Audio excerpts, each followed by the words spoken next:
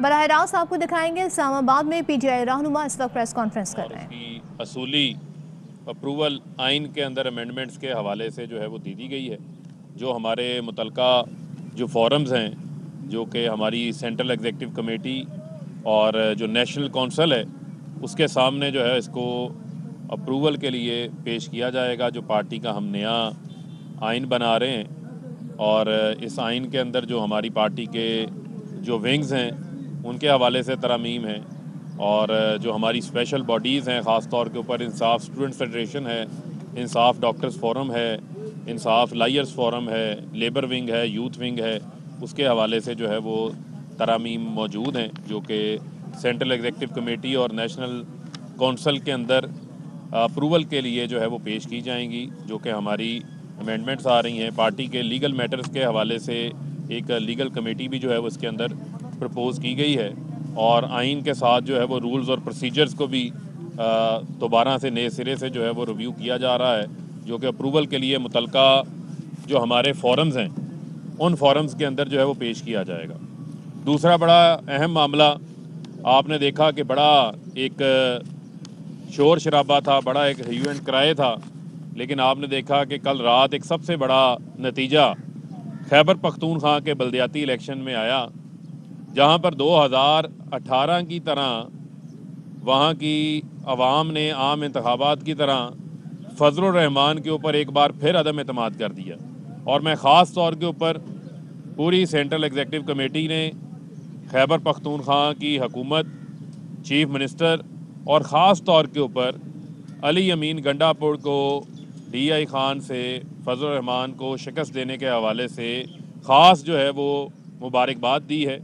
اور اس کے علاوہ جو ہمارے دیگر اراکین وہاں سے جیتے ہیں، ہمارے ایم این اے ہیں، شاہد خٹک ہیں، ہمارے آئی ایس ایف کے پرانے صدر بھی ہیں، ایم این اے بھی ہیں، انہوں نے کرک سے ہماری 3 سیٹوں میں سے 3 ہم جیتے ہیں، بنو سے ہماری 1 سیٹ ہے، ڈی آئی خان سے کل کا نتیجہ آپ کے سامنے ہے، عمر امین گنڈا پور جو ہے وہاں سے انہوں نے فضل الرحمان کو بدترین جو ہے وہ شکست دی ہے، باجوڑ سے ہماری 1 سیٹ ہے، اور ایک انڈیپینڈنٹ جو ہماری سپورٹ سے درے سے جیتے ہیں وہ بھی ہماری حمایت سے جیتے ہیں۔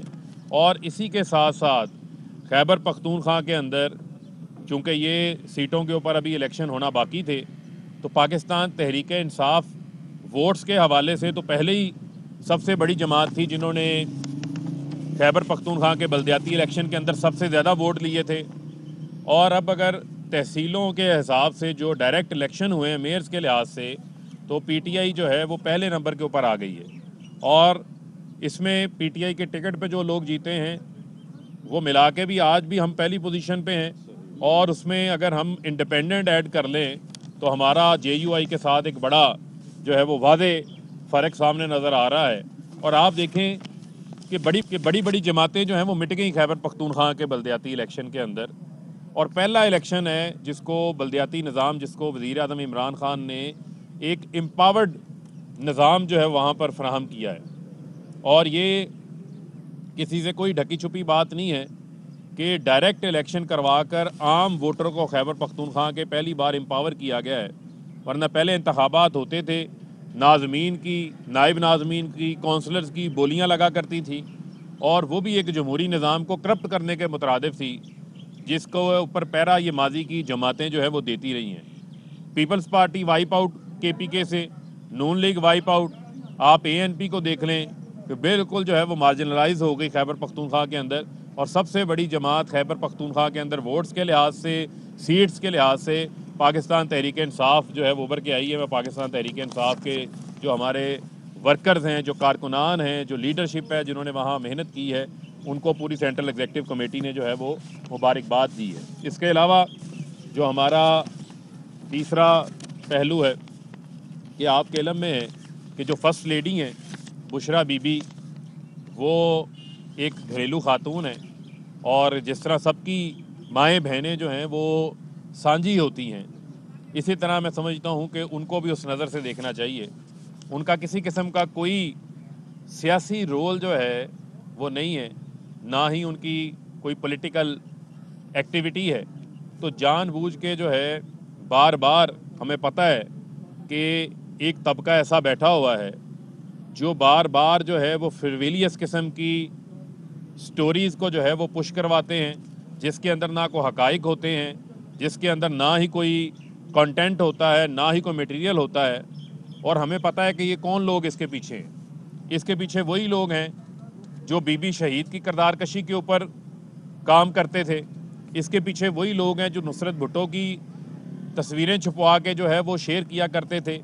تو میں ان کو جو ہے وہ متنبہ کرنا چاہتا ہوں کہ اس قسم کی جو گھٹیا انہوں نے حرکتیں شروع کی ہوئی ہیں، ان گھٹیا حرکتوں سے جو ہے وہ باز آئیں، اور جو گھر کی خواتین ہیں، جو مائیں بہنیں ہیں، ان کو جو ہے اپنی گندی سیاست کے اندر، اپنے گندے ایمبیشنز کے اندر بیچ میں جو ہے وہ نہ لے کر آئیں.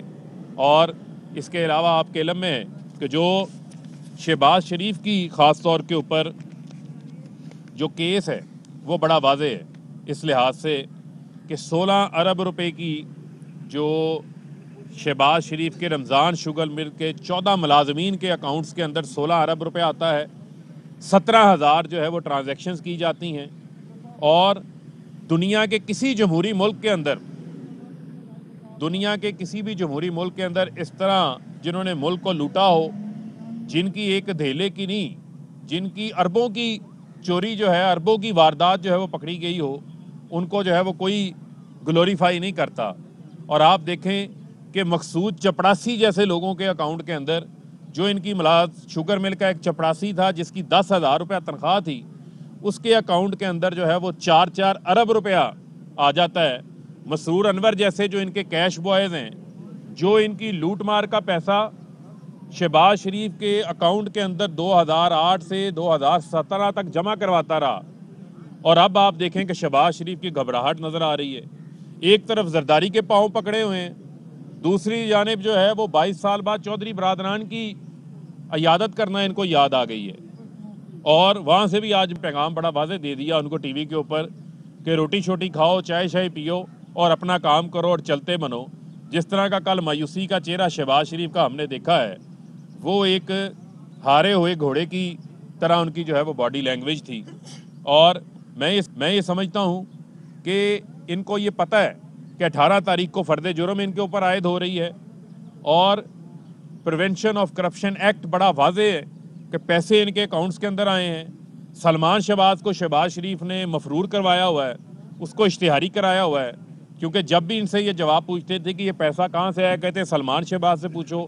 سلمان شہباز کہاں ہے؟ سلمان شہباز جو ہے وہ لندن میں. تو میں آج شہباز شریف کو کہتا ہوں، یہ جو ادھر ادھر ٹامک ٹوئیاں مارنی شروع کی ہوئی ہیں، بڑا آپ کہتے ہیں جی ہم لندن کی عدالتوں سے جو ہے وہ ہم سرخرو ہو گئے ہیں، اور پاکستان کی عدالتوں میں تو سامنے آؤ، بلاؤ سلمان شہباز کو. اس کو کون سا کمر کا درد ہے، اس کو کون سا دل کی بیماری ہے، وہ کون سی بیماری میں مبتلا ہے؟ وہ تو کرپشن کی بیماری میں وہاں بیٹھا ہوا ہے. وہاں بلائیں، لا کے پیش کریں عدالتوں میں. کیوں نہیں پیش کرتے آپ چوری کے پیچھے چھپنا چاہتے ہیں. اور یہ میں ایک بات واضح کرنا چاہتا ہوں، پوری سینٹرل ایگزیکٹو کمیٹی کا جو ہے یہ پیغام ہے کہ انشاءاللہ یہ جس نے ملک لوٹا ہے، جو آج آپ دیکھیں جس کے پیٹ میں مروڑ اٹھ رہے ہیں، اور آپ دیکھیں ان کی گھبراہٹ آپ کو نظر آ رہی ہے، کس طریقے سے ڈیسپریٹ انداز سے کٹھے ہو رہے ہیں. آپ ان کی سیاست میں جب آئے، آپ ان کی جائیدادیں اٹھا کے دیکھیں اس وقت کیا تھی، اور جب 3 بار وزیر اعظم بنے اس وقت کیا تھی. میں ان کو چیلنج کرتا ہوں کہ آپ 1985 سے نواز شریف کے جو دور اقتدار ہے وہ رکھ لیں، شہباز شریف کا دور اقتدار رکھ لیں، آصف علی زرداری کا، پیپلز پارٹی کے سمیت سارے ادوار کا آپ ریکارڈ رکھ لیں، عمران خان کی 3.5 سال کی اقتدار کی حکومت، اور کے پی کے بھی پچھلے 5 سال ڈال رہے ہیں. جو ان کی جائیدادوں کے اندر اضافہ ہوا، ایک شوگر مل تھی انصاری شوگر مل، 8 شوگر ملیں بن گئی، درجنوں کمپنیاں بن جاتی ہیں ان کی، پاپڑ والے فلودے والے جو ہے وہ نکل آتے ہیں ان کے. اسی طرح نواز شریف کی شوگر ملیں بھی بن جاتی ہیں، چکن کا کاروبار بھی شروع ہو جاتا ہے، دودھ کا بھی کاروبار شروع ہو جاتا ہے، لندن میں پراپرٹیوں کے کاروبار بھی شروع ہو جاتے ہیں. یہ پیسہ کہاں سے آیا ہے؟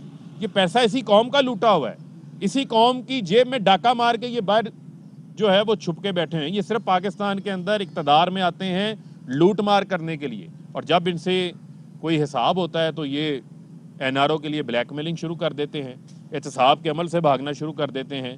نہ عمران خان نے اپنے دور اقتدار میں باہر کوئی محلات بنائے ہیں، نہ عمران خان نے کو کاروبار شروع کیے ہیں ذاتی، نہ عمران خان نے کو فیکٹریاں لگائی ہیں، نہ عمران خان کے بچے کاروبار کر رہے ہیں، نہ عمران خان کے کو قریبی عزیز عمران خان کی وزارت عظمیٰ کا ناجائز فائدہ اٹھا رہے ہیں۔ عمران خان اپنے گھر میں رہتا ہے، کوئی کیمپ آفس نہیں ہے۔ پہلا وزیر اعظم آیا جس نے آ کے اپنے ثواب دیدی فنڈز ختم کیے، پہلا وزیر اعظم آیا جس نے اپنے 3.5 ارب روپے کا جو اپروڈ بجٹ تھا 3 سالوں کا، اس میں سے بھی 110 ارب روپے بچا کے قومی خزانے میں جمع کیے، کمرشل فلائٹس کے اوپر جو ہے وہ دورے کیے۔ ان کی طرح 777 جہازوں میں نہیں جاتے، وہی خان صاحب کا جو چھوٹا جہاز ہے اس کے اوپر سفر کرتے ہیں۔ یہاں پہ تو 3 مہینے 777 جہاز جا کے لندن کھڑے رہتے تھے، جس کا خمیازہ اس قوم کو جو ہے وہ بھگتنا پڑتا تھا۔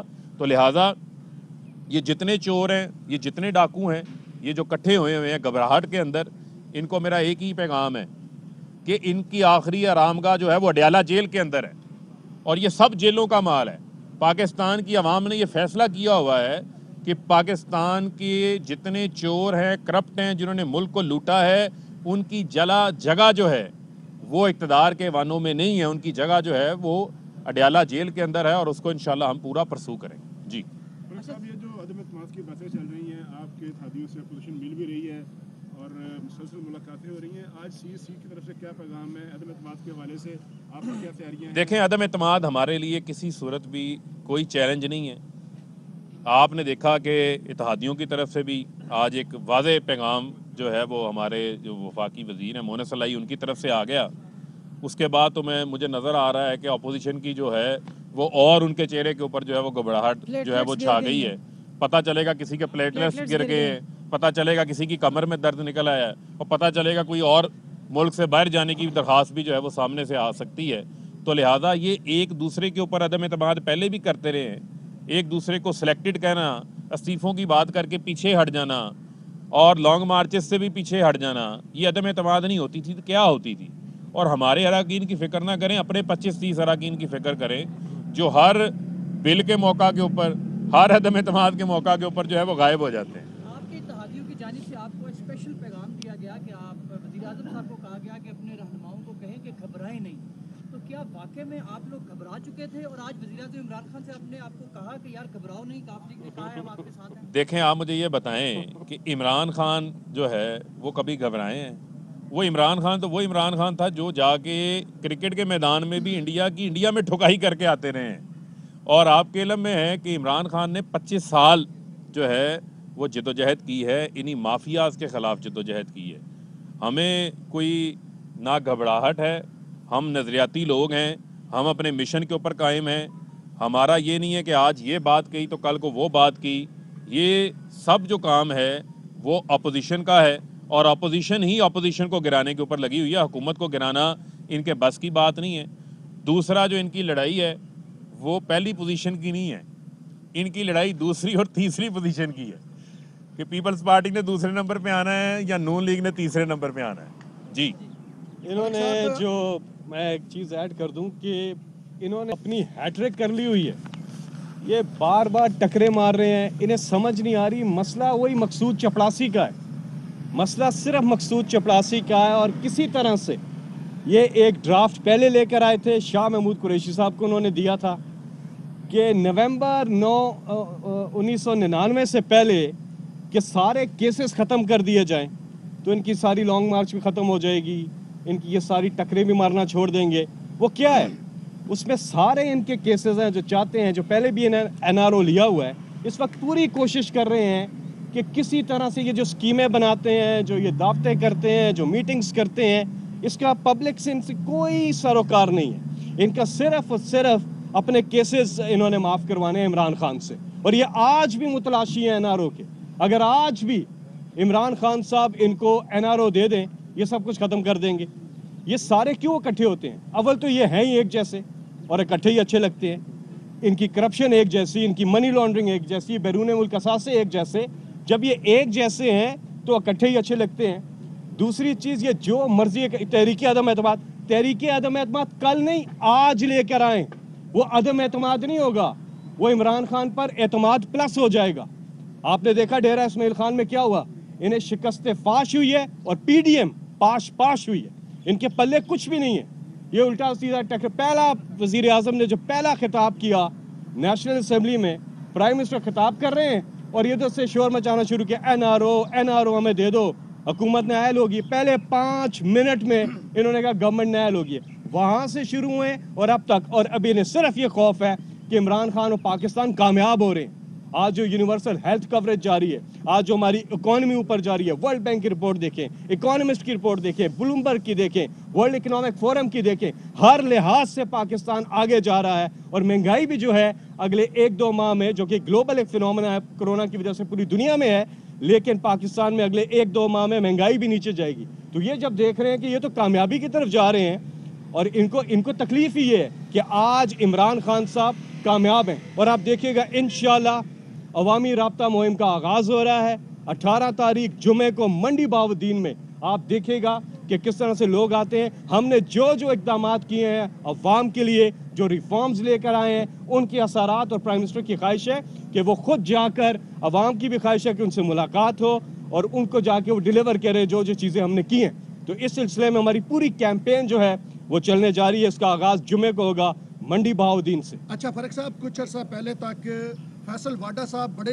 अहमियत के अमल थे पार्टी के लिए और उनको बाकायदा तौर पे मैंने से सैनिटर बनाया गया। तो आज CEC की मीटिंग थी, उस हवाले से आपने कुछ नहीं बताया।